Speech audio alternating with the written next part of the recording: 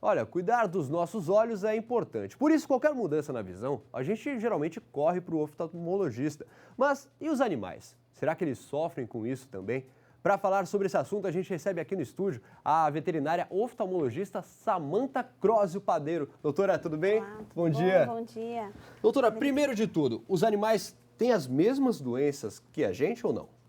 Sim, as doenças que acometem os humanos também acometem os animais com algumas particularidades, né?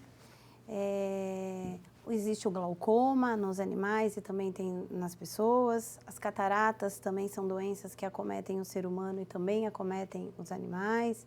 Os olhos secos, que também tem nas pessoas, tem nos animais. A gente tem bastante doenças similares, né? Dessas doenças que você falou, quais são as mais perigosas para o animal?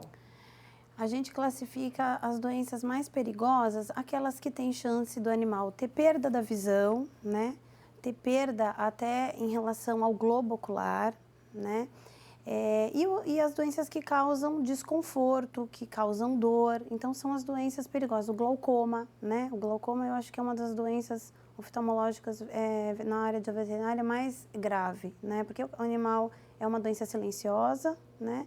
E se tem um diagnóstico precoce, a gente pode evitar a perda da visão do animal. Eu vi que você trouxe aqui uma maquete, né, de um olho.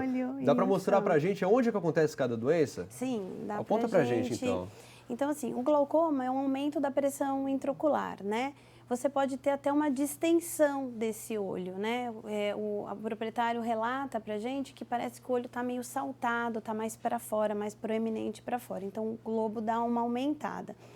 Tem as doenças graves que a gente também considera as degenerativas de retina, que você pode ter um descolamento da retina, né, parcial ou total desse olho, que é essa região amarelada, né? Tem as doenças de olho seco, que a região da córnea, que é essa estrutura, fica ressecada, fica opaca, o animal tem bastante secreção, dá desconforto. Isso o proprietário consegue identificar visualizando isso, né? Tem diferença das doenças entre cães e gatos ou não? Todo animal sofre da mesma coisa? A gente tem particularidades em relação ao cão e o gato. Existem doenças que são semelhantes, mas no caso do gato, existe algumas conjuntivite herpéticas que é muito difícil ter em cães, né? Mas o gato tem catarata, como o cão também, mas catarata, na realidade, é uma opacidade dessa lente aqui que fica dentro do olho, né? Então, quando a gente visualiza o animal, você vê, através da córnea, uma manchinha esbranquiçada dentro do olho, né? Que é essa lente que está aqui intraocular. Também tem catarata o gato, mas numa incidência, por exemplo, menor do que o cão. Você né? falou aí da conjuntivite. Geralmente, nos seres humanos, isso acaba sendo contagioso em alguns tipos de conjuntivite. Os animais, eles podem passar esse tipo de doença ocular para a gente? Então, E vice-versa também, né? E vice-versa. Então, as doenças transmissíveis é mais difícil em cães, transmitir para o ser humano, né? Mas gato, a gente tem uma suscetibilidade maior, no caso das conjuntivites herpéticas, né? Porque como a gente trata de um vírus, ele pode sim ser transmitido uma conjuntivite herpética de um gato, por exemplo, para uma pessoa. Como é que a gente identifica, por exemplo, doutora, que o animal está sofrendo com alguma doença? A gente tem alguma forma de identificar? Porque é algo um pouco silencioso, né?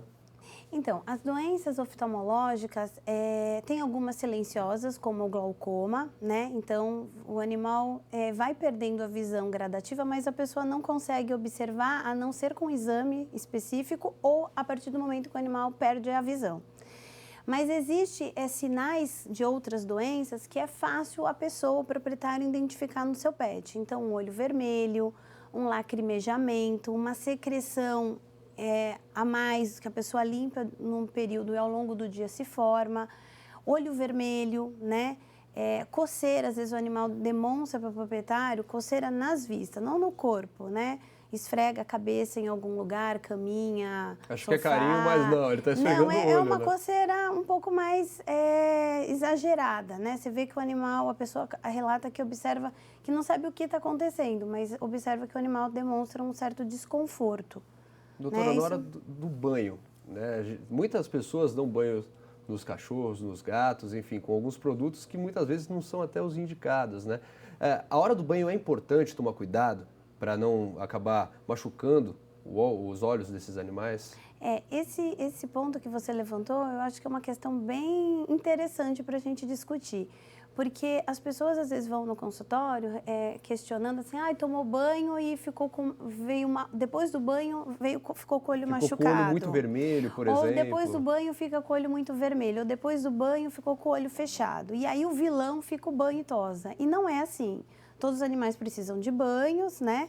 E o que acontece é que o banho, pela água caindo no olho, o secador, o soprador, pentear os animais, às vezes acontece desse animal se chacoalhar depois e o próprio pelo do próprio animal cair na vista, um cílio, e aí por conta desse pelo o animal coça e aí ele machuca, né? Mas ele não fez isso no pet, né? Ele fez isso depois do banho.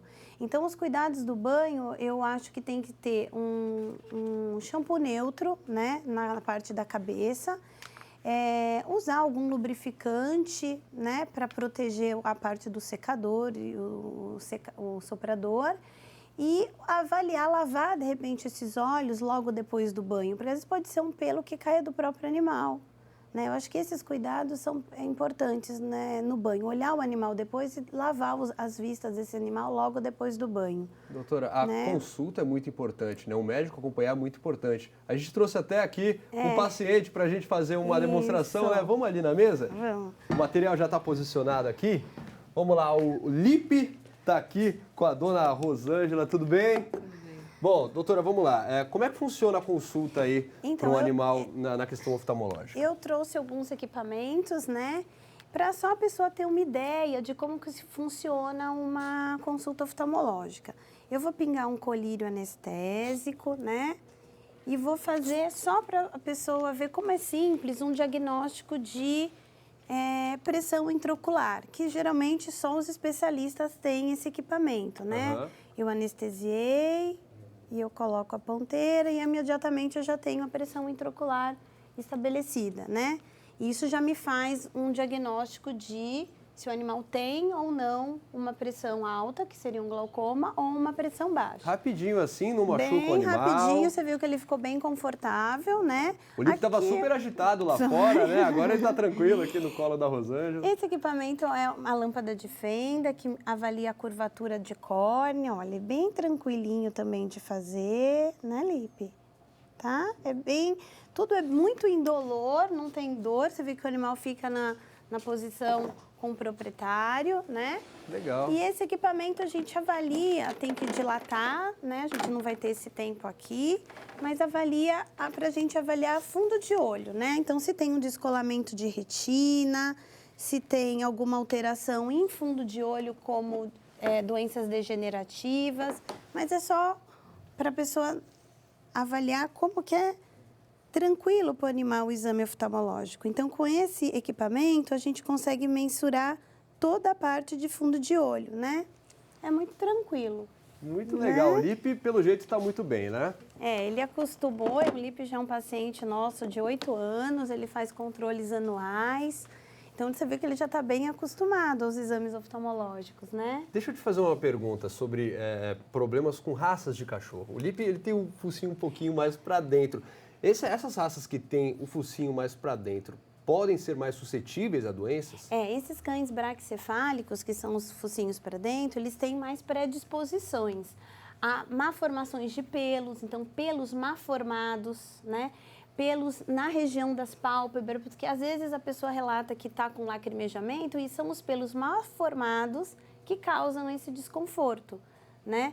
Como tem raças também específicas. Cada raça tem uma particularidade na área de oftalmo, como o Cocker, com aqueles com as orelhas bem compridas, que tem bastante doenças degenerativas, catarata. Então, cada raça tem uma particularidade. O Shih Tzu tem bastante malformações de pelos e olho seco. Doutora, para a gente terminar rapidinho, qualquer dúvida sobre se o animal tem ou não tem doença, procurar um especialista. Um especialista. Um especialista tem equipamentos específicos para descartar diagnosticar e orientar qual o melhor tratamento possível para evitar a perda dessa visão. Certo, doutora, muito obrigado. Rosângela, também obrigado pela presença aqui com o Lipe, essa fofura de cachorro que estava todo agitado, agora está mais calminho, gastou um pouquinho de energia, está bem agora.